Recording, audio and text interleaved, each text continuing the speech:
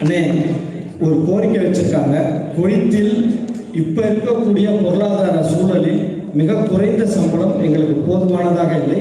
அந்த சம்பளத்தை எங்களுக்கு ஒரு கூடுதல் சம்பளமாக இந்திய அரசு மூலியமாக அதை செய்ய வேண்டும் என்று கோரிக்கை வச்சிருக்காங்க.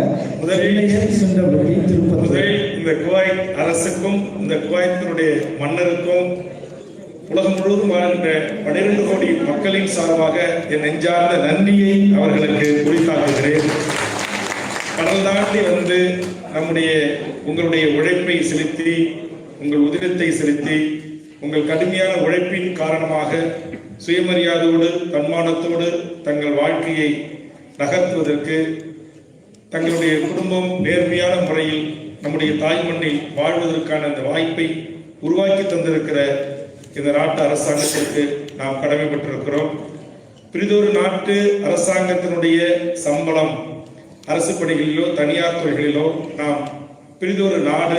இதற்காக ஏற்கனவே கடந்த காலங்களில் ஏதாவது ஒப்பந்தங்கள் கையொப்பமிட்டு பரஸ்பரம் அப்படி ஒரு குறைந்தபட்ச ஊதியத்தில் நிர்ணயம் செய்யப்பட்டிருந்தால் அதை நடைமுறைப்படுத்தவில்லை என்றால் அதை நம்முடைய தூதர்கள் மூலமாக, நம்முடைய அரசு வெளியுறவுத்துறை செயலாளர், வெளியுறவுத்துறை அமைச்சரின் மூலமாக அதை நாம் ஒரு இன்சிஸ்ட் செய்யலாம். அதாவது அதற்கான ஒரு அழுத்தத்தை தரலாம்.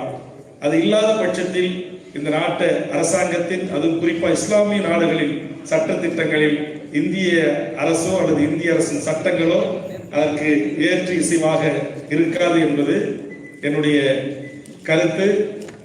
அதனால் உங்களுடைய உழைப்பு, உங்களுடைய திறமை, உங்களுடைய கூடுதல் நேர பணி, இந்த அடிப்படையில் தான் இந்த நாட்டு அரசாங்கம் உங்களுக்கு சம்பளம் வழங்குகிறது.